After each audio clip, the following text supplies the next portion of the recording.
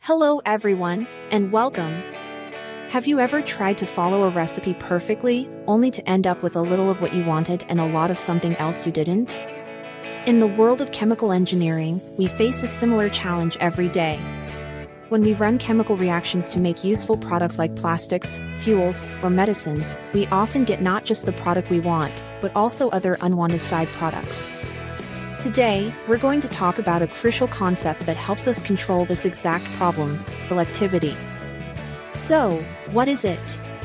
In the simplest terms, selectivity is a measure of how well a chemical process makes the specific product you want compared to the other products you don't want. Think of it as a measure of precision. A highly selective reaction is like a skilled archer hitting the bullseye every time.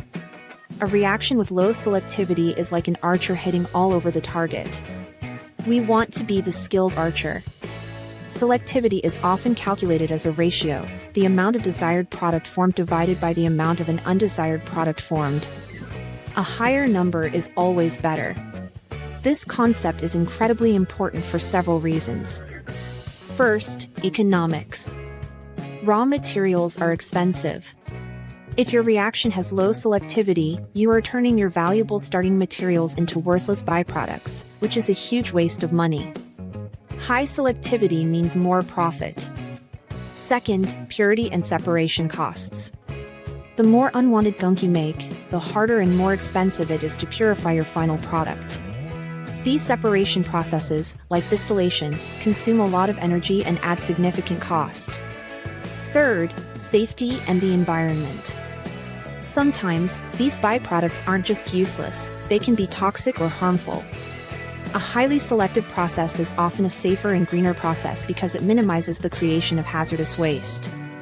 So how do we, as chemical engineers, control selectivity?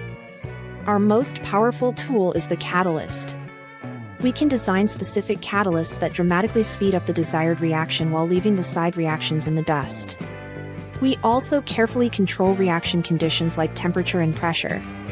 Just a few degrees of change in temperature can sometimes be the difference between making the product you want and making something completely different. It's also important not to confuse selectivity with yield or conversion.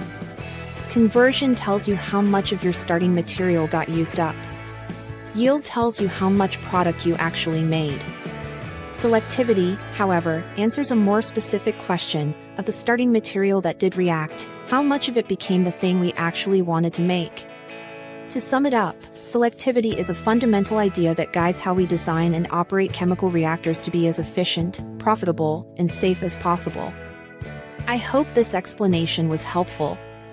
Thank you so much for watching. If you found this video useful, please give it a thumbs up, subscribe for more content on core engineering topics, and let me know in the comments what you'd like to learn about next. Your support helps the channel grow. See you in the next video.